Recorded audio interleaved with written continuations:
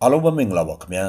90 Soccer Channel ကနေပြန်လည်ကြိုဆိုလိုက်ပါတယ်ကျွန်တော်ဒီဗီဒီယိုမှာတော့ဒီနေ့ညမှာကစားကြမယ့်ပွဲကောင်းအချို့ကို preview လုပ်မှာဖြစ်ပါတယ်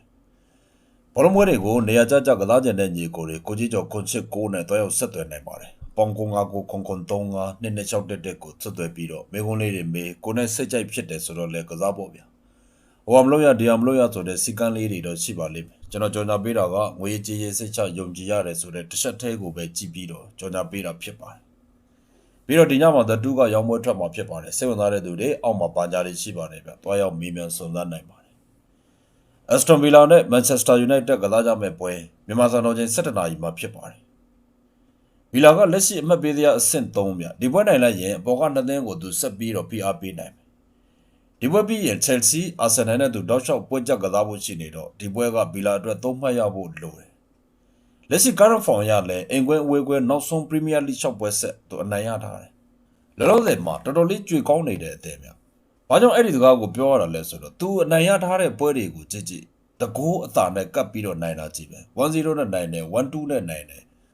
2-3နဲ့နိုင်တယ်4-3နဲ့နိုင်တယ်ဒီလိုမျိုးတကိုးအသာနဲ့ကပ်ပြီးနိုင်နေတာကိုကြည့်အဖြစ်ဘီလာရှေ့စွမ်းကောင်းတယ်ဆိုတာထင်ရှားသလိုတစ်ဖက်မှာကြွေကောင်းနေတယ်ဆိုတာလည်းကျွန်တော်တို့ထင်ရှားတယ်ကြည့်အောင်တဲ့အပိုင်းမှာနောက်ဆုံးအဲ့ဒီ6ပွဲမှာ तू 9ပွဲကြည့်အောင်ပြီးတော့တပွဲကြည့်ပြန်ခွာထားတယ်နောက်ဆုံး6ပွဲမှာ9ပွဲ6ပေါ်ကစားထားပြီးတော့တပွဲပဲသူ6အောက်ကစားထားတယ်ဒီပွဲမှာအက်စတွန်ဗီလာဘက်ကသူတို့ရဲ့အဓိကကစားသမားအားလုံးစုံပဲဗျလွဲဖို့တယောက်မှမရှိဘူးမန်ချက်စတာယူနိုက်တက်ကြတော့ပွဲချက်ကာလရောက်မှကတ်ဆိုင်တယ်ပဲပြောရမှာပဲပွဲတိုင်းဒီပါဗျနောက်ပိုင်းမှာအသင်းကိုကောင်းကောင်းထိန်းချောင်းပေးနေတဲ့ကတ်စမဲရိုဒီပွဲမှာပွဲပယ်ထီလို့လွဲမယ်နောက်အသင်းရဲ့အဓိကတိုက်စစ်ကစားသမားတွေဖြစ်တဲ့အာမတ်ဒီယာလိုတို့အမ်ဘိုးမိုတို့ဒီကစားသမားတွေကလည်းအာဖရိကဖလားပွဲရှိလို့ရွာကိုပြန်သွားတယ်မာစရာဝီလည်းရွာပြန်သွားတယ်ဆိုပေမဲ့ဒီကစားသမားကနောက်ပိုင်းမှာနေရာသိပ်ရတဲ့ကစားသမားမဟုတ်တော့ပြဿနာသိပ်မရှိဘူးအဓိကပြဿနာရှိတာကကတ်စမဲရိုရဲ့အမ်ဘူမိုရဲ့အာမတ်ဒီယာလိုရဲ့ဒီကစားသမား၃ဦးကိုတပြိုင်တည်းဆုံးရှုံးရမှာကပြဿနာရှိလာတယ်အင်ကွဲမှာ10ပွဲအဝေးကွဲမှာ10ပွဲစုပေါင်း16ပွဲကစားပြီးချိန်မှာ9ပွဲနိုင်တယ်အဲ့ဒီ9ပွဲထဲမှာဝေးကွဲနိုင်ပွဲ3ပွဲပါတယ်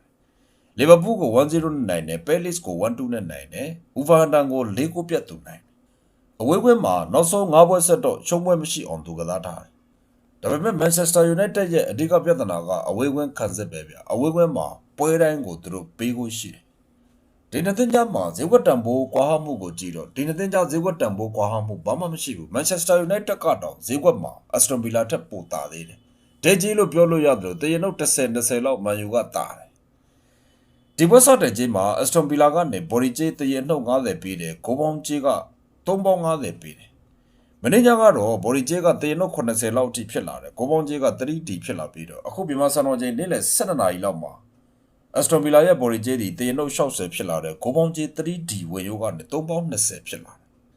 ်မနေ့ကနဲ့ရှင်လက်ရင်အက်စတွန်ဗီလာရဲ့ဘော်ဒီဂျေဒီ10လောက်ပြုတ်ကျလာတယ်ပြီးတော့အက်စတွန်ဗီလာအခုပေးထားတဲ့ဘော်ဒီဂျေတရနုတ်90 60ဆိုတာပေါ်သင်းနေအနိုင်ရဖို့အတွက်ကိုအနေငယ်ခက်ခဲရှိတဲ့ဂျေမျိုးပဲဒါပေမဲ့ဗီလာရဲ့ပြိုင်ဘက်ကမန်ချက်စတာယူနိုက်တက်ဖြစ်နေတယ်ဆိုတော့ဒီဂျေတန်းမှာကျွန်တော်တို့တော်တော်လေးသတိထားဖို့လိုတယ်။နောက်တစ်ခုကမန်ယူရဲ့အဲ့ဒီအဓိကကစားသမားတွေမပါနိုင်တဲ့ဆက်ပေါ့။မန်ချက်စတာယူနိုက်တက်ဒီနောက်ဆုံး10ပွဲမှာစုပေါင်းသွင်းကို23ဂိုးအထိရထားပြီးတော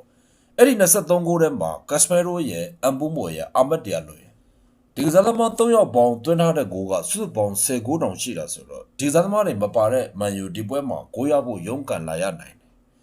ကျွန်တော်ဒီပွဲမှာအက်စတွန်ဗီလာအသင်းဘော်ဒီကြိုက်တယ်ပြီးတော့မန်ယူပွဲတွေဒီအပေါ်ကိုဇုံလိုက်သွားလိထုံးစံမရှိတဲ့အတွက်ဒီပွဲအောက်တကြောင်းဆိုရင်တော့ကျွန်တော်ဂိုးပေါင်းအောက်ကြိုက်တယ်ဘော်ဒီမှာတော့အက်စတွန်ဗီလာအသင်းဘော်ဒီပဲကြိုက်ပါတယ်ဗျာနောက်ထပ်တစ်ပွဲကဆဆူအိုလိုနဲ့တော်ရီနိုကစားမဲ့ပွဲဒီပွဲကတော့အစောပွဲဗျ7နာရီခွဲပွဲဆဆူအိုလိုဒီလက်ရှိအဆင့်9နေရာမှာရှိပြီးတော့ဒီပွဲနိုင်ရင်လာဇီယိုနဲ့သူနေရာချင်းလဲမယ်အဆင့်8နေရာကိုသူရောက်အင်ကွဲမှာ9ပွဲအဝေးကွဲမှာ10ပွဲစုပေါင်း15ပွဲကစားပြီးချိန်မှာနိုင်ပွဲ6ပွဲရှိပြီးတော့အိမ်ကွင်းနိုင်ပွဲ3ပွဲသူပါတယ်အိမ်ကွင်းမှာလာဇီယိုအသင်းကိုနိုင်တယ်ဦးဒီနစ်ကိုနိုင်တယ်ဖီယိုရင်တီနာကိုသူနိုင်တယ်အိမ်ကွင်းသူတို့ရဲ့ခံစစ်ကတော့ပထမပိုင်းရောဒုတိယပိုင်းမှာပါဂိုးတွေပေးဒီရသည်သူ့အိမ်ကွင်းမှာကြီးကျိုးပေးပြီးတော့အပေါ်အသင်းနေနဲ့ကစားခဲ့တဲ့ပွဲ2ပွဲရှိတယ်အဲ့ဒီ2ပွဲလုံးမှာကြီးကြတယ်ရလက်လက်ရှုံးတယ်အသင်းငယ်တွေဗျသူသဖြင့်တန်းတက်အသင်းတွေပေါ့ဒီလိုအသင်းတွေဒီအဝေးကွင်းရောက်လို့ရှိရင်အသင်းကြီးတွေကကြီးတွေမတန်တဆကြီးတွေပေးပြီးတော့သူတို့ကတကိုးလောက်သွင်းလိုက်တာနဲ့အသင်းကြီးတွေဒီသူတို့ပေးထားတဲ့ကြေးကိုပြစ်ပြီးအောင်ကြေးအောင်ပြန်သွင်းဖို့မဖြစ်နိုင်တော့တဲ့အတွက်ဘော်ဒီကြေးတွေအောင်ကြပေမဲ့ သူတို့ရဲ့အိမ်ကွင်းတွေမှာကစားတဲ့အခါအထူးသဖြင့်သူတို့ကအပေါ်အသင်းပြက်ကစားတဲ့အခါဒီအသင်းတွေဒီကြေးအောင်ဖို့ရုန်းကန်ရတယ်လို့အနိုင်ရလက်ရဖို့လဲရုန်းကန်ရတယ်ဒီအသင်းငယ်လေးတွေကြေးအောင်တဲ့ပွဲအများစုကိုလိုက်ကြည့်တဲ့အခါအနိုင်ရလို့ကြေးအောင်တာမျိုးမဟုတ်ဘဲနဲ့တကူသွင်းနိုင်လို့ကြေးအောင်တာအဲ့ဒါတွေကလည်းအဝေးကွင်းမှာဖြစ်များတယ်အာဖရိကဖလားပွဲအတွက်အသင်းရဲ့ကစားသမား2ဦးလွှတ်ပေးထားရတယ်ကိုလီဗာလီနဲ့ချက်တူရာဒီကစားသမားတို့လွှတ်ပေးထားပေမဲ့2ဦးလုံးဒီနောက်ပိုင်းပွဲတွေမှာအသင်းရဲ့အဓိကကစားသမားတွေမဟုတ်ကြတဲ့အတွက်ပြဿနာတော့မရှိတော့ဘူးဗျပြိုင်ဘက်တိုရီနိုကြတော့ပရီးမီးယားလိဂ်ကဖူဟန်အသင်းလိုပဲဗျတန်းကြံရင်ပြီးရောသူ့ပွဲတွေကထိုးသားတချမ်းဆောင်းလို့မရဘူးဆောင်းတာနဲ့ဆောင်းတဲ့ဘက်ကိုသူလှန်တော့တာပဲငွေသားရမယ်ဆိုလို့တော့ဗျာငွေရှိတဲ့ဘက်ကိုတဲပတ်သက်တဲ့အသင်းတွေထဲမှာတိုရီနိုဒီထိတ်ဆုံးကပါတယ်ကျွန်တော်တို့ကိုလူတို့တိခဲ့တဲ့တက်တန်းတစ်လျှောက်ဗျာဒီအသင်း1 2 3 4 5 6 9ထဲမှာဝင်နေဆိုတော့ကြားဘူးလို့လားဒါမှမဟုတ်တန်းစင်းစုံထဲမှာရုန်းကန်နေရတယ်တော့တန်းစင်းသွားတယ်လို့ဆိုတော့ကြားဘူးလို့လားဒီအသင်းကအဲ့လိုအသင်းဗျာဒီဟာဒီဝေးကွင်းမှာစုပေါင်း9ပွဲအိမ်ကွင်းမှာ10ပွဲ15ပွဲကစားပြီးချိန်မှာနိုင်ပွဲ4ပွဲရှိတယ်အဲ့ဒီနိုင်ပွဲ4ပွဲထဲမှာအဝေးကွင်းမှာနိုင်တဲ့ပွဲ1ပွဲပါတယ်တရားဒီလုံးကစားထားတဲ့ပွဲတရင်5ပွဲရှိပြီးတော့အဲ့ဒီတရင်5ပွဲထဲမှာအဝေးကွင်းမှာ3ပွဲတရင်ကစားထားတယ်အဝေးကွင်းနောက်ဆုံး4ပွဲမှာ3ပွဲဆက်ကိုတရင်ကစားထားတာသူတရေကြအောင်ကစားခဲ့တဲ့အသင်းတွေကိုကြည့်ကြည့်ပါလာဒီယိုအသင်းကိုတရေကစားတယ်ဘောလော့ညာကိုတရေကစားတယ်ဂျူဗန်တက်ကိုတရေကစားတယ်အဲ့ဒီအသင်းကြီး3သင်းကိုတောက်လျှောက်အဝေးကွင်း3ပွဲဆက်တိုက်တရေကစားခဲ့ပြီးတော့နောက်ဆုံးပွဲမှာလက်ချီကြမှသူသွားရှုံးတာတိုရီနိုဆိုတာအဲ့လိုအသင်းမျိုးဗျအဝေးကွင်းရောက်ရင်ဒုတိယပိုင်းတစ်ပိုင်းနဲ့သူကိုသွင်းအားရှိတယ်အာဖရိကဖလားပြိုင်ပွဲအတွက်ကစားသမား2ဦးသူလွှတ်ပေးထားရတယ်ဆိုပေမဲ့အသင်းရဲ့အဓိကကစားသမားတွေတော့မဟုတ်ဘူးဗျဒီပွဲတဲ့စတဲ့ချင်းမှာဆဆိုလိုအသင်းကနေဘော်ရီဂျေးတရင်နှုတ်50နဲ့ကိုပေါင်းကျဲက2နှုတ်80ဗျမနေ့ကတော့ဘော်ရီကျဲကတရင်နှုတ်30ဖြစ်လာတယ်ကိုပေါင်းကျဲက2နှုတ်50ဖြစ်လာပြီးတော့အခုနေ့လယ်7ခွဲအချိန်မှာတော့ဘော်ရီကျဲကတော့ DJ ပဲဗျကိုပေါင်းကျဲက2နှုတ်40ဖြစ်လာတယ်ဆိုတော့ဒီပွဲဒီကျွန်တော်ပေါ်မှာပြောခဲ့တယ်လို့ပဲတန်တဲ့အသင်းတွေအသင်းငယ်တွေဒီအပေါ်အသင်းဖြစ်သူတို့အိမ်ကွင်းတွေမှာကစားရခြင်းရုန်းကန်ရတဲ့အဆင်လာရှိတယ်ပြန်ဘက်ကလည်းတိုရီနိုဖြစ်နေတဲ့အတွက်ဒီပွဲမှာဧည့်သည်တိုရီနိုအသင်းရဲ့ဘော်ဒီတစ်ကြောင်းတည်းကိုပဲကျွန်တော်ရွေးချယ်ပါတယ်ဗျ